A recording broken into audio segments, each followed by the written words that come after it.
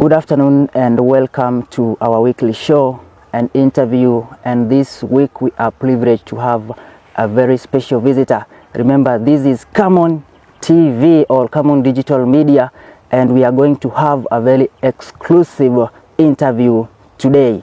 My name is William Wainaina alias MC Willis, and today in the studio I am privileged to have a guest here, Mr. Reagan, who we are going to discuss matters concerning governance and youth leadership.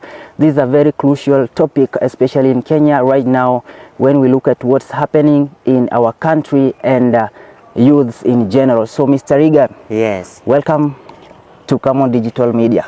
Asante sana. Yeah, so introduce yourself and briefly tell us history about yourself. All right. So, thank you very much for welcoming me into the studio. My name is Reagan Onyango. So I'm one of the student leaders as well in one of the universities in Kenya. So I'm very much happy. I appreciate you welcoming me into your studio so that we talk about this topic called youth leadership and governance. Thank you very much, Mr. Reagan. Would you please tell us what really inspired you to join politics or leadership? All right. So for me personally, as I've been a leader, I've led for some time. I understand leadership, and I can't say that there is something that pushed me behind to maybe get interested in politics. But what I know, when you are a leader, you are just a leader. You can lead anywhere. So long as you feel I should be leading, you can lead. So for me, I felt like I should be at the top so that I guide my people. I felt like being for them is better, because if you can lead yourself, then it means you can lead people. So that is the reason why I saw it wise as a leader, because if I am able to lead myself, then it means I can lead multitudes.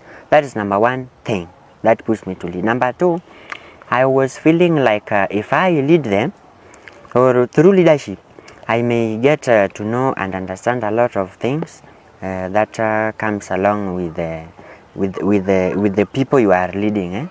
Okay, thank you. Do you think leadership is a call, a profession, or a talent?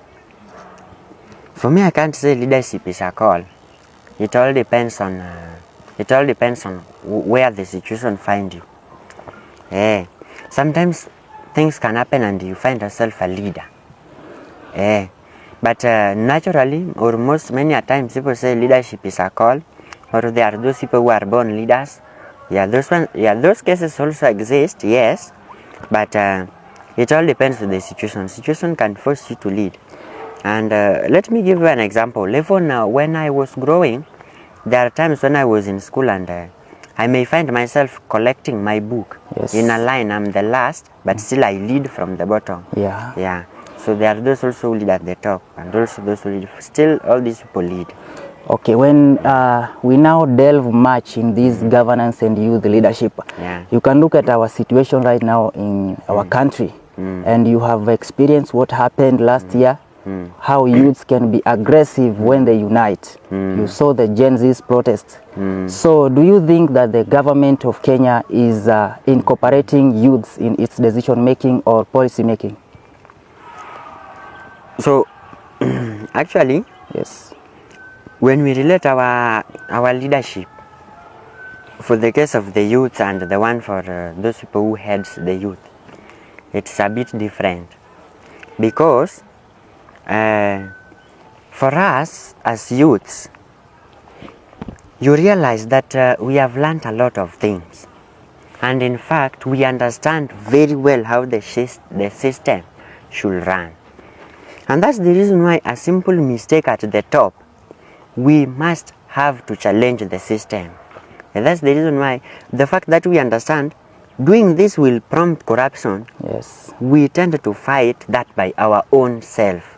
And that's the reason when we do that, the government may end up seeing us bad, and they start to fight us. Well, in real sense, we are fighting for our own freedom. So that is what normally happens. Okay, thank you very much. And When you look at also what is happening in our country, you find that most of the youths are not participating in matters of politics. They do not even vote. What do you think is hindering these youths to participate in such democratic responsibilities? Yeah, a youth is someone who understands his personality. They are people who are revolutionized.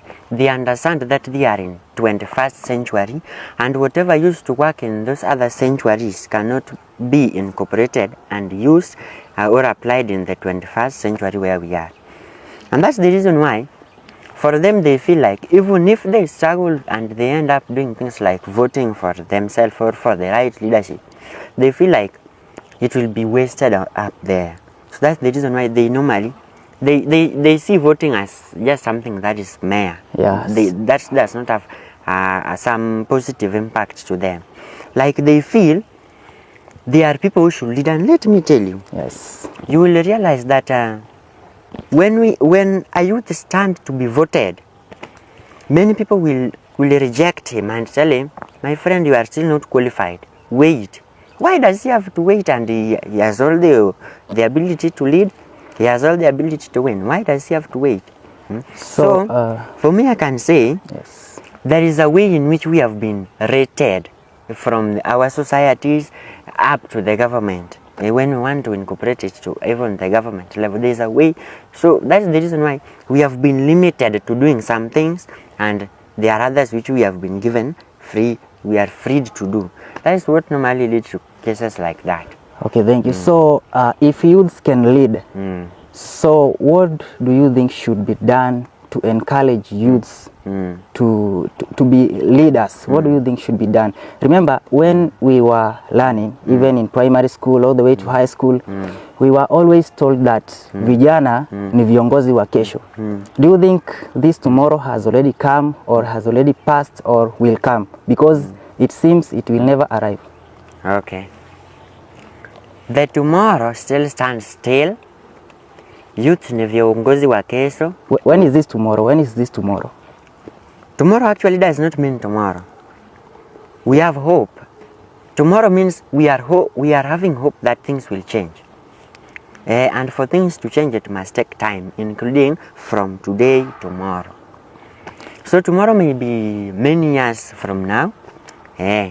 Hoping that things will change. That is the tomorrow we are talking about. So to address that your issue, Yes. youths can lead. Yes. Actually, a youth is someone who is up to around 35 years. Yes. That one is below. someone who is very strong in mental, he is very strong in the physique, Yes. his health is good, and he has got masculinity, and Yes. he can lead well. Yes. He is someone who can still calculate maths and know where the mistake is likely to come. You get that. Number two, when we check at the population of our nation, Yes.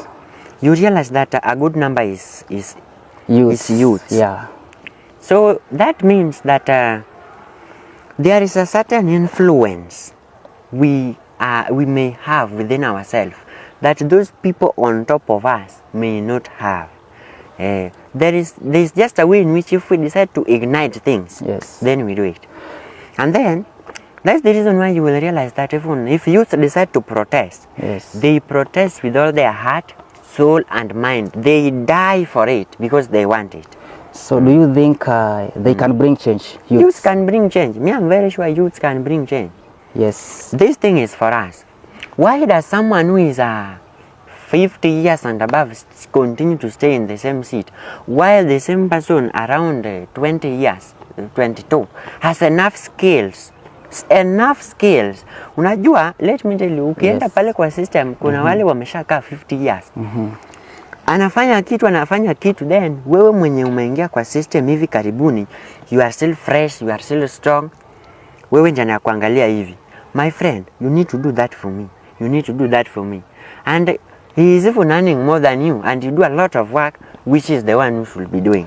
Okay. So that's the reason I'm very sure youths can lead, youths can change our government. Youths can bring some good change. I'm very sure. Okay, thank you. Even if it is not today, it will take time, but it will be there if youths are given time. Okay, thank you. When you look back to 2022, when President Ruto was campaigning, he had agendas. And one of the agendas was to uplift the youths, that is by giving them employment or bringing up many employment opportunities. And he also had an idea of that is uplifting the hustlers. He referred to them as hustlers. Do you think any effort has been done up to date? So, me, if I want to address that, I don't want to dig deep or to dive in details about what Ruto promised and about what His Excellency Ruto promised and didn't deliver. Yes. But let me tell you something I know about leadership. The further your leader can do, that is his best. Okay. You may not see the result, but to him it is an effort. To him that was leading, it is an effort. And let me tell you, yes, for him to maybe bring whatever he did, he already promised basic things like through the hustler, like the case of the hustler fund. Yes.